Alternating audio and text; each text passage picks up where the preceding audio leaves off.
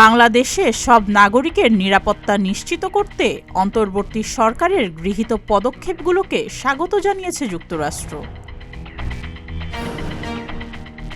বুধবার স্থানীয় সময় ওয়াশিংটনে নিয়মিত সংবাদ সম্মেলনে এক প্রশ্নের জবাবে যুক্তরাষ্ট্রের পররাষ্ট্র দপ্তরের মুখপাত্র ট্যামি ব্রুস একথা বলেন। ট্যামি ব্রুস বলেন, ওয়াশিংটন বিশ্বের যে কোনো দেশে সংখ্যালঘু সম্প্রদায়ের প্রতি সহিংসতার নিন্দা জানায়।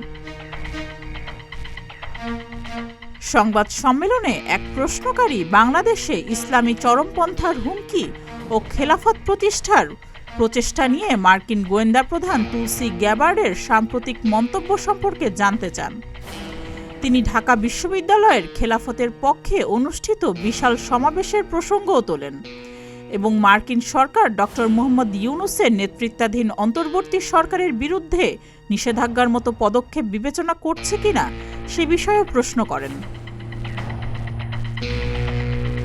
জবাবে মার্কিন স্টেট ডিপার্টমেন্টের মুখপাত্র ট্যামি ব্রুস বলেন, আমরা যে কোনো দেশে সংখ্যালঘু সম্প্রদায়ের সদস্যদের প্রতি সহিংসতা বা অসহিষ্ণুতার যে কোনো ঘটনার নিন্দা জানাই এবং বাংলাদেশে সবার নিরাপত্তা নিশ্চিত করার জন্য বাংলাদেশের অন্তর্বর্তীকালীন সরকার কর্তৃক গৃহীত পদক্ষেপগুলোকে স্বাগত জানাই। আমরা এটাই দেখছি, এটাই আমরা প্রত্যাশা করি এবং এটাই অব্যাহত থাকবে। সুস্মিতা, প্রতিদিনের বাংলাদেশ।